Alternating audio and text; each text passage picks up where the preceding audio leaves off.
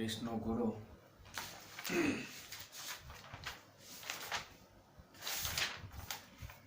લેખિકા વર્ષા અડાલજા પાઠ 2 એનું આપણે પુનરાવર્તન કરવા જઈ રહ્યા છીએ. મિત્રો, ખૂબ અગત્યની વાર્તા છે. આ ટૂંકી વાર્તામાં એટલે કે નવલિકામાં વર્ષા અડાલજાએ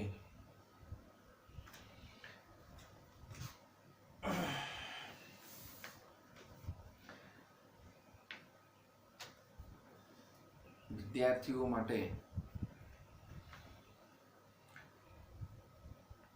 એમના શિક્ષણ માટે વાલીઓએ કેટલા જાગૃત રહેવું જોઈએ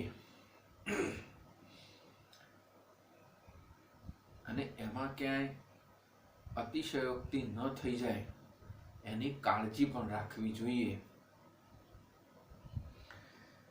કારણ કે શિક્ષણ દ્વારા જે કંઈ આપણે વિદ્યાર્થીઓને શીખવવા માંગીએ છીએ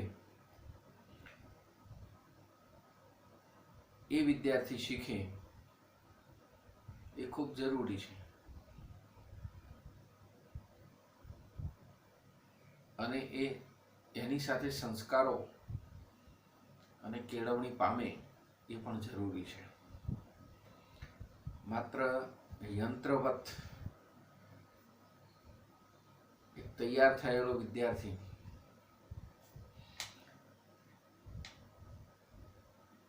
અંતે મા બાપની પ્રત્યેની જે એની લાગણી છે એમાં જો ઓટ આવી જાય તો એમાં આપણે ઓછા ઉતર્યા છે એવું સાબિત થાય. વર્ષા અડાલજાની આ નવલિકા જે છે, રેસનો ઘોડો, કેટલાક વાલીઓ પોતાના બાળકને, માતા પિતા ઘોડાની જેમ દોડાવે જ જાય અને રેસનો ઘોડો તૈયાર કર્યો હોય એમ માણસને પણ રેસના ઘોડા જેવો બનાવી દે અને એવો બનાવી દીધો એટલે જીતી જવાનું છે, સ્વાભાવિક વસ્તુ છે. પણ અંતે તો રેસનો ઘોડો જ હોય. પછી માણસ તરીકે મરી જાય, બાળક તરીકે મરી જાય, એ જીત્યો. પણ એના પછી જે પામવાનું હતું, એની પાસેની જે અપેક્ષાઓ હતી,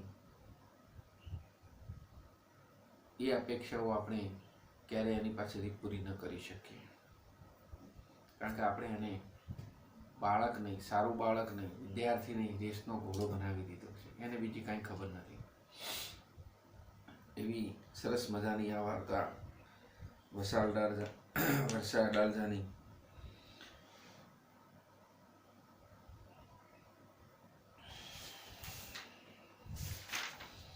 એમાં થોડીક ચર્ચા એ કરવી છે કે જોડણીના શબ્દો આમાં ખૂબ આવે છે. કેટલાક અંગ્રેજી શબ્દો પણ છે, ગુજરાતી શબ્દો પણ છે. ક્યારેક આપણને લાગે કે આવા શબ્દોમાં આવી જોડણી હોઈ જ ન શકે, તો જોડણી પણ શીખવી જોઈએ. પાઠ્યપુસ્તકમાં એને ટીક કરવું પડે કે ભાઈ હરીફાઈ શબ્દ ક્યાં છે, તો એને ટીક કરીને આમ પેન્સિલથી અને મગજમાં રાખવી પડે કે આ હરીફાઈમાં રને દીર્ઘાઈ જ આવે, બરાબર. અને સર્ટિફિકેટ લખવું હોય તો બધી રસવાઈ જ આવે. પછી સંધિની વાત આવે છે. મિત્રો, સંધિ બિલકુલ સરળ છે, પણ એના નિયમોથી જો એને શીખવા જઈશું તો આ શબ્દમાં આ નિયમ લાગુ પડ્યો એવું કદાચ વધારે ઝડપથી આપણે યાદ ન પણ રાખી શકીએ. પરંતુ સંધિના શબ્દો જોઈએ અને સંધિ છૂટી પાડીએ એટલે આપોઆપ યાદ રહી જાય. કારણ કે આપણે લખવાનું પૂછાય છે સંધિ છૂટી પાડો. જોડો, કઈ કયા નિયમથી આ સંધિ છૂટી પડી એ તમારે કંઈ લખવાનું પૂછાતું નથી. હા, એ જાણવું જરૂરી છે કે નિયમ કયો છે, પણ નિયમનું વર્ણન તો એમાં કરવાનું જ નથી. એટલે તમારે શું કામ કરવું, દાખલા તરીકે નિર્ભેળ શબ્દ છે તો નીર વત્તા ભેળ. હવે ર ખોડો થશે. કેટલાક શબ્દો એવા હોય કે એમાં પ્રથમ શબ્દનો બીજો છેલ્લો અક્ષર હોય એ ખોડો ન પણ થતો હોય. દાખલા તરીકે રામાયણ છે તો રામ વત્તા આયન બરાબર રામાયણ, બરાબર. હવે મ ખોડો થતો નથી. કેમ નથી થતો? અને નિર્ભેળ શબ્દ લખ્યો તો નીર વત્તા ભેળ કેમ ભેગો અરે ખોડો થયો? આ વસ્તુ સમજવી જરૂરી છે. નિર્દોષ છે તો નીર વત્તા દોષ તો ર ખોડો. હવે ર ખોડો થવાનું કારણ શું છે? તો નિર્દોષ શબ્દ તમે જ્યારે ગુજરાતીમાં લખેલો છે પેપરમાં અથવા પુસ્તકમાં તમે જુઓ છો એને, તો એના ઉપર રની રેપ છે. અને રની રેપનો માત્ર ર થાય છે, એની પાછળ અ લાગતો નથી. એટલે કે સ્વર લાગતો નથી વ્યંજનની પાછળ. હવે જે વ્યંજનની પાછળ સ્વર નથી તો તમે એને કઈ રીતે મૂકી શકવાના? એટલે સંધિ છૂટી પડે છે એટલે સ્વર વ્યંજનો પણ આપણે ધ્યાનમાં રાખવા પડતા હોય છે. નિર્દોષ તો દોષ શબ્દ છે ને પેલો નીર છે, પેલો રખોડો છે. રખોડો છે તો દની ઉપર આવી ગયો છે નિર્દોષ, અને એ રની પાછળ અ નથી. નિર નિર નહીં બોલવાનું, નિર્દોષ તરત જ દો બોલવો પડે. રામાયણમાં રામ અ બોલાય વત્તા આયન બરાબર રામાયણ નળ. એમ સંધિમાં દરેક શબ્દો તમે બોલતા જાઓ, વાંચતા જાઓ તો સંધિ આપોઆપ આવડી જાય. એમાં નિયમોને સમજવાની જરૂર છે, તૈયાર કરવાના હોતા નથી.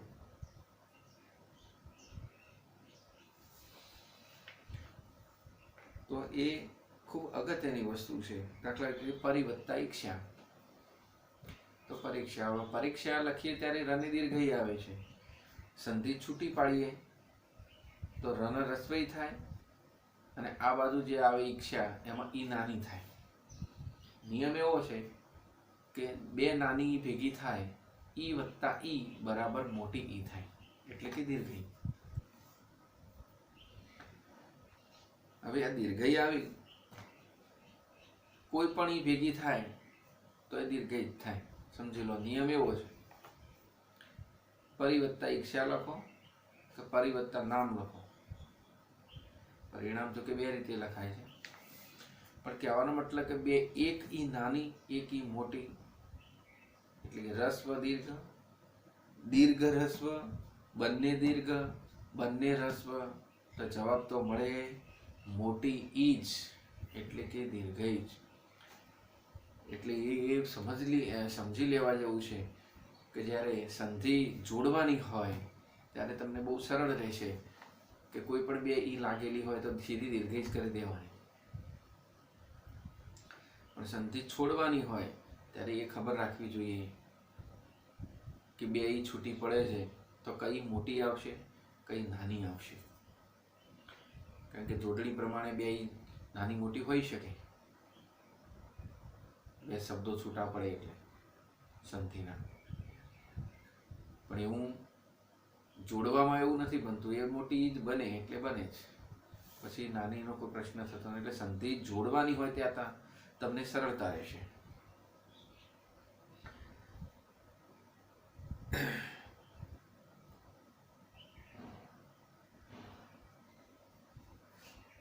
પરિણામ પરિવત્તાના વિદ્યાર્થી તો વિદ્યા વત્તા અર્થી, તો બે શબ્દો પાછા અર્થી શબ્દ છૂટો પડ્યો, વિદ્યા શબ્દ છૂટો પડ્યો. વિષાદમાં વિષ વત્તા આદ. હવે સ ખોડો નથી બનતો,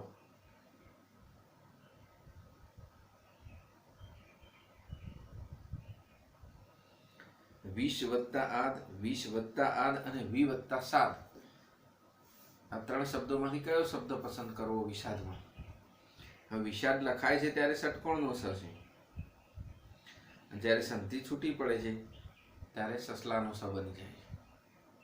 આ પણ નિયમ છે. પ્રશ્ન થવો જ જોઈએ કે આ બાજુ વિષાદ લખીએ છીએ ત્યારે ષટકોણનો સથી લખીએ છીએ, સંધિ છૂટી પાડીએ છીએ ત્યારે સાદ લખીએ છીએ. એવું કેમ બનતું હશે? તો ત્યાં સંધિનો નિયમ લાગુ પડે છે કે છૂટી પડે એટલે સનો સ થાય, અને એ નિયમો તો ઘણા છે. નિયમ યાદ રાખવાની જો આપણે એની પાછળ જ નિયમો જ યાદ રાખીશું તો સારી બાબત છે, પણ કદાચ યાદ નથી રહેતા, ઘણા છે એટલે સમજી શકાતું નથી, ક્યાંક ભૂલ થઈ જાય છે, તો પછી વારંવાર જો સંધિને વાંચવી જોઈએ. વી વત્તા સાત બરાબર વિષાદ. એ જ રીતે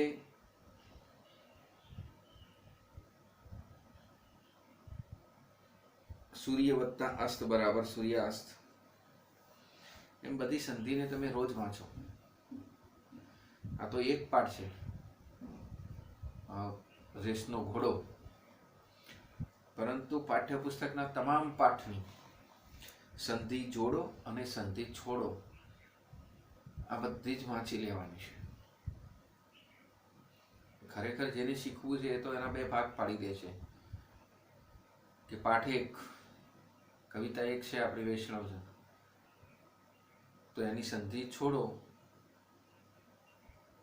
પછી પાઠ 2 ની સંધિ છોડો, પાઠ 3 ની સંધિ છોડો, એમ બધા પાઠની સંધિ છોડો, એક સાથે લાઈનમાં લખશે આપણે.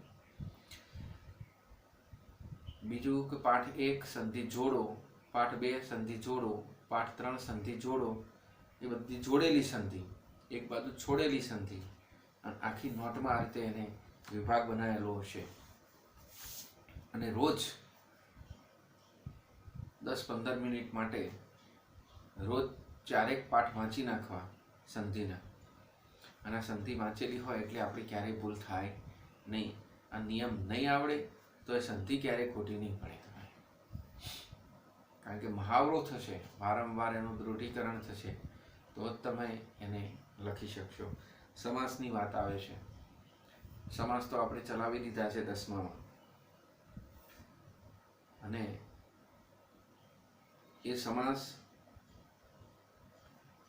જે એના પ્રકારો હતા એ, અને એને ખૂબ વિસ્તારથી તમને સમજાવાય છે. એટલે જ્યારે જ્યારે સમાસમાં કોઈ પ્રશ્ન થાય તો તમે સમાસમાં એક જે એના વિડીયો બનાવેલા છે એને સાંભળજો, વાંચજો, ખૂબ અગત્યના છે. એવી રીતે છંદનો અલંકારનો પણ વિડીયો બનશે જ, ખૂબ સરસ બનશે, તમને આવડી જાય એ રીતે બનશે. પણ અહીંયા સમાસ કઈ રીતે બન્યો તો કહે છે મા દીકરી, તો દ્વંદ્વ સમાસ થયો. હવે તમને પ્રશ્ન એ થવો જોઈએ કે મા દીકરી, તો મા અને દીકરી એમ કંઈ છૂટા પડી ગયા એમ નહીં. ઘણી વખત પ્રશ્ન એમ પણ થાય મા કે દીકરી, ભાઈ કે બેન, મા કે બાપ, મા અને બાપ, ભાઈ કે બેન, મિત્ર કે દુશ્મન. હવે આ કે આવી ગયો, અને આવી ગયો, આ બધા જે નિયમો હતા અને મેં તમને શીખવ્યા છે, એ તમામ સમાસ એને ખરેખર દ્વંદ્વ હોય તો દ્વંદ્વ સમાસ એક વખત સાંભળી લો. એક વખત દ્વંદ્વ સમાસને તમે સાંભળી લો, અને પછી એના જેટલા ઉદાહરણ છે એ ઉદાહરણને એ વ્યાખ્યા પ્રમાણે, એની સમજૂતી પ્રમાણે એને સમજવાનો પ્રયત્ન કરો. આ ઉદાહરણને કે આ ઉદાહરણ ખરેખર સાહેબે શીખવ્યું છે એ પ્રમાણે બંધ બેસતું છે કે નહીં, મારી સમજણ ક્યાંય કાચી છે. એમ બધા સમાસોમાં આવું કરવું જોઈએ તમારે. દાખલા તરીકે એક સમાસ આવ્યો છે તમારો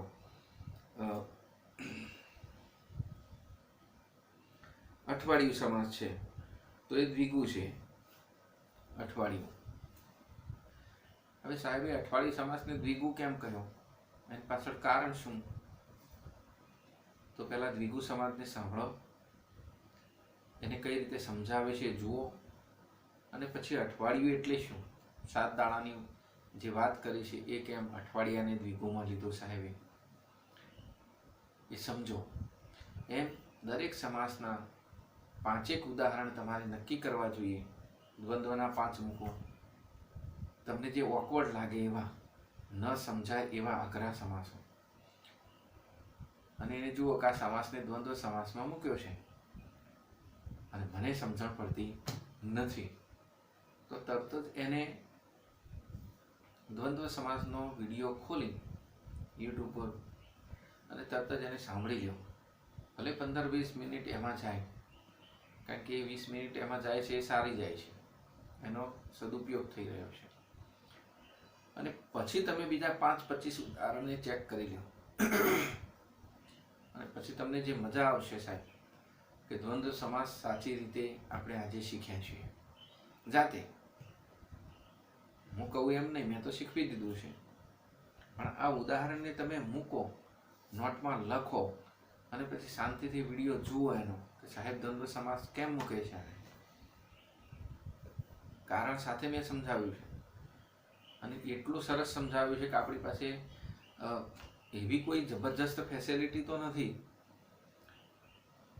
કે તમને આકર્ષક ફિલ્મ જોતા હોય એવો વિડીયો દેખાય અને જોવાની મજા આવે, પણ જે કંઈ શબ્દો એમાં તમને સાંભળવા મળશે, સમજાવેલું છે, એ તમે જાણશો ત્યારે એની જે વિષય વસ્તુ છે એ તમને ખૂબ ગમશે, કારણ કે તમારે વિષય વસ્તુથી મતલબ છે, એના શૂટિંગથી મતલબ નથી. એટલું ખૂબ આકર્ષક લિબર્ટી કે મોટી મોટી વિડીયો શૂટિંગ જેવું શૂટિંગ ન પણ હોય આપણું, કારણ કે સાદું છે કામ, પરંતુ એમાં જે વિષય વસ્તુ પડેલી છે, એની જે સમજાવટ છે એ ખૂબ સારી અને અગત્યની છે તમારા માટે. આપણે એનાથી મતલબ છે, શૂટિંગથી મતલબ નથી. યાદ રાખજો મિત્રો મારા આ શબ્દોને. એટલે અઠવાડિયું શબ્દ મેં દ્વિગુમાં કેમ મૂક્યો હશે, તમારે એમાંથી જાણવું જોઈએ, કારણ કે સંખ્યા આવી ગઈ છે. સંખ્યા આવે બધું જ, એકવાર તો આપણે એને દ્વિગુ કહી જ દેવો પડે, કારણ કે આ સંખ્યાનો પ્રશ્ન થયો છે. પછી ત્રિકોણ શબ્દ છે, એને પણ દ્વિગુ કહ્યો. ત્રિ એટલે 3 અને કોણ એટલે ખૂણો, 3 ખૂણા થયા. આગળ 3 સંખ્યા આવી ગઈ છે ભાઈ, 3 સંખ્યા આવી, દ્વિગુ સમાસ થયો. કારણ કે દ્વિગુ સમાસમાં પહેલું પદ જે છે એ સંખ્યા હોય છે,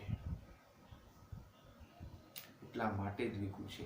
દ્વિગુને કર્મધારયમાં પણ લખી શકાય છે, પણ 2 વિભાગ અલગ આપેલા હોય કે દ્વિગુ, કર્મધારય, બહુવ્રીહી અને દ્વંદ્વ, તો પછી આપણે કર્મધારય ના લખાય અને દ્વિગુ જ લખવું પડે. પણ દ્વિગુનો ઉલ્લેખ જ ન હોય એમાં, કર્મધારય, બહુવ્રીહી, દ્વંદ્વ અને મધ્યમ પદ લોપી, તો સીધો કર્મધારય એને લખવો પડે, કારણ કે દ્વિગુ એ કર્મધારયનો એક ભાગ છે સંસ્કૃતમાં. એટલે બીજો સમાસ છે સૂર્યાસ્ત, અસ્ત અને સૂર્ય. વચ્ચે પાછો વિભક્તિ પ્રત્યય જુઓ, સૂર્યનો અસ્ત, સૂર્યનું આથમવું, તો આ નો ની નું ના સંબંધ વિભક્તિ થઈ. રામના પુત્રો, રામની પત્ની, રામ પત્ની, તમે કહી શકાય. સમાસ એમ બને તો એ પ્રમાણે તમે એને એ લઈ શકો. પછી પ્રત્યયની વાત આવે છે. બીજા પાઠની જ આપણે વ્યાકરણની ચર્ચા કરી રહ્યા છીએ. પ્રત્યય તો આપણે 2 પ્રકારના પ્રત્યય પૂછાય કે ભાઈ પૂર્વ પ્રત્યય છે કે પર પ્રત્યય છે, કે એક પણ પ્રત્યય નહીં. તમારે સમજાવવાનું છે, જે સાચું હોય લખવાનું છે કે ભાઈ આ પૂર્વ પ્રત્યય છે. તો એક શબ્દ જોઈએ કે ભાઈ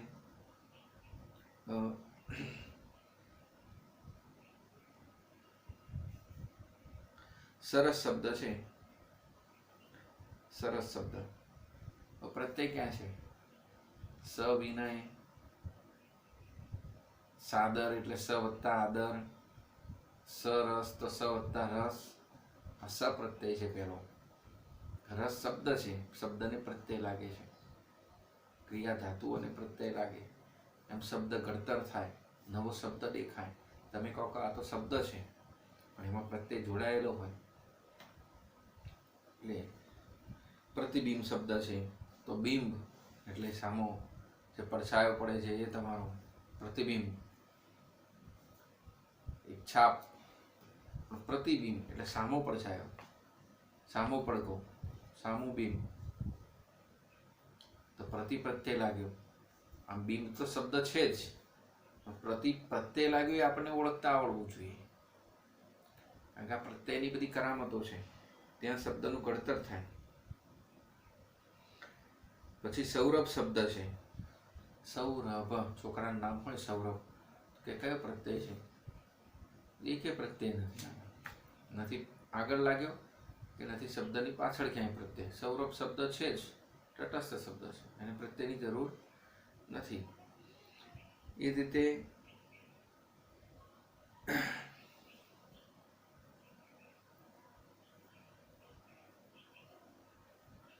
લક્ષ્યાંક શબ્દ છે. તો લક્ષ્યાંકને પણ ક્યાં પ્રત્યય સંધિ છૂટી પડશે? લક્ષ્ય વત્તા અંક, તો લક્ષ્યાંક થયું. પણ અંક તો પ્રત્યય નથી, સંધિ છૂટી પડી, એક શબ્દ છૂટો પડ્યો. સંધિમાં તો સ્વર વ્યંજન છૂટા પડે, ક્યારેક બે શબ્દો છૂટા પડે સ્વર વ્યંજનની સાથે. પણ આ તો પ્રત્યય કયો લાગ્યો એ પ્રશ્ન છે. આમાં કોઈ જ પ્રત્યય નથી. એ જ રીતે નિર્ભેળ શબ્દ છે. તો એને ભેળ શબ્દ કહીએ તો નીર પ્રત્યય છૂટો પડે છે. રખોડો બને ખાલી રાની રેખના કારણે. તો નીર પ્રત્યય. તમારે પ્રત્યય પૂર્વ છે કે પર? પૂર્વ એટલે પહેલો, પર એટલે એની પાછળનો, અથવા તો નથી સૌરભ જેવા શબ્દોમાં તો નથી. એ જ ઓળખવાનું છે. તમે ઘણી વખત પ્રત્યય કયો છે પ્રતિબિંબમાં, તો પ્રતિ પ્રત્યય અને પૂર્વ પ્રત્યય એવું નહીં લખો તો પણ ચાલશે. પૂર્વ પ્રત્યય એવું લખીને ચાલવાનું છે. થોડીક ચર્ચા હવે પછી આગળ કરીશું.